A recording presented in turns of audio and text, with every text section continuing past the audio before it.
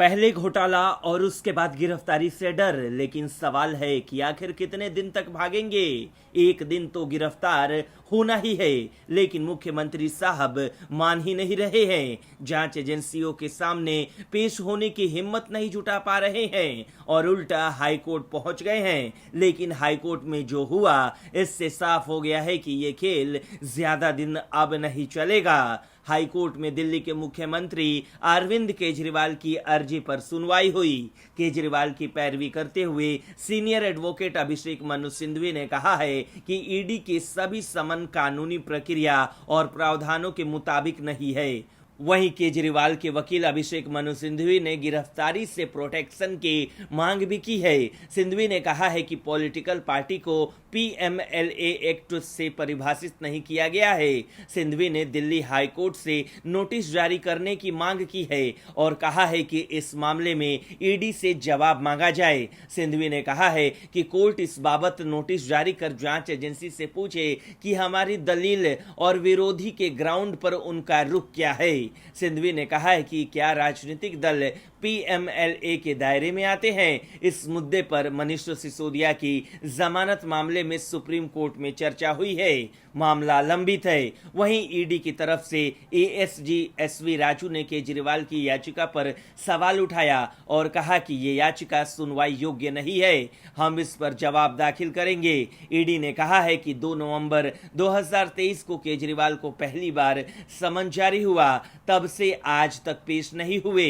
इस पर दिल्ली हाईकोर्ट ने पूछा केजरीवाल समन पर पेश क्यों नहीं हो रहे हैं। इस पर अभिषेक मनु सिंघवी ने कहा है कि 10 समन जारी हुए, सभी पर हमने जवाब दाखिल किया। हमने कहा है कि हम वर्चुअली किसी भी समय ईडी के सामने पेश होने के लिए तैयार हैं। सिंघवी ने कहा केजरीवाल को पेश होने में कोई दिक्कत नहीं है, लेकिन हमको प्रोटेक्शन चाहिए। वहीं एएसजी राजू ने केजरीवाल की याचिका पर नोटिस जारी करने की मांग का विरोध किया।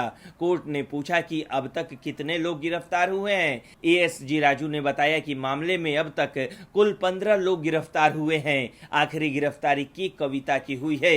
अब तक कुल 700 समन जारी हुए हैं। अभी मामले में 10 से 12 लोग संदिग्ध हैं। केजरीवाल की याचिका सुनवाई योग्य है या नहीं, इस मुद्दे पर दिल्ली हाईकोर्ट ने ईडी को नोटिस जारी किया है और 2 हफ्तों में जवाब मांगा है। 22 अप्रैल को मामले की अगली सुनवाई होगी। केजरीवाल के खिलाफ ईडी की किसी भी कार्रवाई पर फिलहाल प्रोटेक्शन नहीं है। ऐसे में ये केजरीवाल के लिए बड़ा झटका माना जा रहा है। वीडियो पसंद आया तो आप हमारे चैनल को सब्सक्राइब कीजिए और लाइक कीजिए। ब्यूरो रिपोर्ट, न्यूज़ चौक। दिल्ली में आम आदमी पार्टी ने बिजली, पानी और बसें फ्री बांटकर भले ही चुनाव जीत लिया है, लेकिन अब ये फ्री वाला स्कीम फेल होने जा रहा है। दिल्ली सरकार पर कर्ज का बोझ बढ़ता जा रहा है, लेकिन ये बात केजरीवाल सरकार को समझ नहीं आ रही है। हालात ऐसे हैं कि अब जल बोर्ड के लिए केजरीवाल सरकार को 3000 करोड़ रुपए चाहिए और इसके लिए केजरीवाल सरकार सुप्रीम कोर्ट पहुंच गई है। दिल्ली सरकार ने दिल्ली जल बोर्ड के लिए 3000 करोड़ रुपए रिलीज नहीं किए जाने का आरोप लगाते हुए सबसे बड़ी अदालत का रुख किया। सुप्रीम कोर्ट ने याचिका को स्वीकार कर लिया है और 1 अप्रैल को इस पर सुनवाई होगी। देश की सबसे बड़ी अदालत ने कहा है कि 31 मार्च को लैप्स हो जाने के बावजूद उसकी ओर से फंड रिलीज करने का आदेश दिया जा सकता है। Chief justice of India DY Chandrachud की अध्यक्षता वाली बेंच ने आप सरकार की ओर से पेश वरिष्ठ वकील अभिषेक मनु सिंघवी की दलीलों पर गौर किया। सिंघवी ने कहा है कि याचिका पर तत्काल सुनवाई की आवश्यकता है, क्योंकि दिल्ली जल बोर्ड को दी जाने वाली धनराशि 31 मार्च को लैप्स हो जाएगी। बेंच ने कहा है कि 1 अप्रैल को ही याचिका पर सुनवाई होगी। जब सिंघवी ने इस बात पर जोर दिया कि मामले की सुनवाई 21 मार्च को की जाए, तो सीजेआई ने कहा हम मामले की सुनवाई 1 अप्रैल को सूचीबद्ध करेंगे और यदि हम कुछ रोकते हैं तो निर्णय को पलटा जा सकता है, इसमें कोई समस्या नहीं है। वरिष्ठ वकील ने कहा कि बजट विधिवत पारित किया गया था और फिर भी दिल्ली जल बोर्ड के लिए निर्धारित धनराशि जारी नहीं की जा रही है और इसके परिणाम स्वरूप धन निधि की कमी हो सकती है। बहरहाल अब सुप्रीम कोर्ट मामले पर क्या सुनवाई करती है ये देखने वाली बात होगी, लेकिन ये पहली बार नहीं है जब दिल्ली सरकार के पास फंड की कमी हुई हो। खैर, अगर दिल्ली में ऐसे ही फ्री की स्कीम चलती रही तो आने वाले दिनों में दिल्ली में ऐसे ही फंड की कमी होती रहेगी।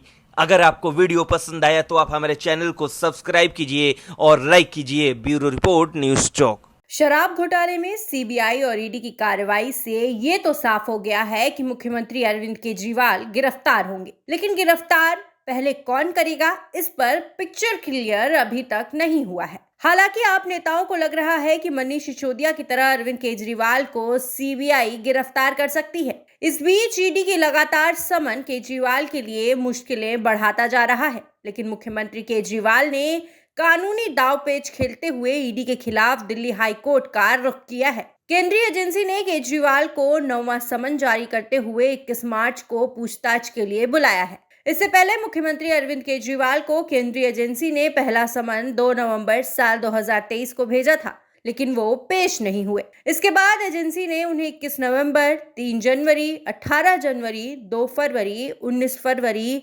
26 फरवरी, 4 मार्च और 17 मार्च को समन भेजा था। सीएम केजरीवाल किसी भी समन पर पेश नहीं हुए और केंद्र सरकार पर एजेंसी के गलत इस्तेमाल का आरोप लगाया। आम आदमी पार्टी और दिल्ली के मुख्यमंत्री का दावा है कि केंद्रीय एजेंसी ईडी उन्हें गिरफ्तार करना चाहती है। दिल्ली शराब नीति घोटाला मामले की जांच में शामिल होने के लिए भेजे गए समन के उल्लंघन पर ईडी कोर्ट पहुंच गई थी। उनके खिलाफ 2 शिकायतें की गई थी और इसके बाद वो शनिवार को कोर्ट में पेश हुए। इससे पहले की सुनवाई में सीएम वीडियो कॉन्फ्रेंसिंग के जरिए बेंच के सामने पेश हुए थे। हालांकि राउज एवेन्यू कोर्ट ने माना कि उनके खिलाफ जो भी केस है वे जमानती हैं और उन्हें कुल 50,000 रुपए के 2 बॉन्ड्स पर जमानत दे दी।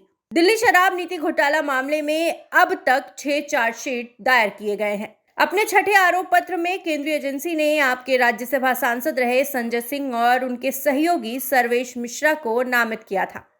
एजेंसी का दावा था कि गोवा विधानसभा चुनाव में आम आदमी पार्टी ने इस नीति के तहत उगाही किए गए 45 करोड़ रुपए का इस्तेमाल किया था। उधर बीजेपी के राष्ट्रीय प्रवक्ता संबित पात्रा ने सीएम केजरीवाल पर निशाना साधते हुए कहा कि कोर्ट ने ईडी के एक्शन पर कोई स्टे नहीं लगाया है और इससे ये स्पष्ट हो गया है कि केजरीवाल दिल्ली शराब नीति घोटाला मामले में आरोपी हैं। उन्होंने आगे ये भी कहा कि आम आदमी पार्टी जमानत को राहत न समझे।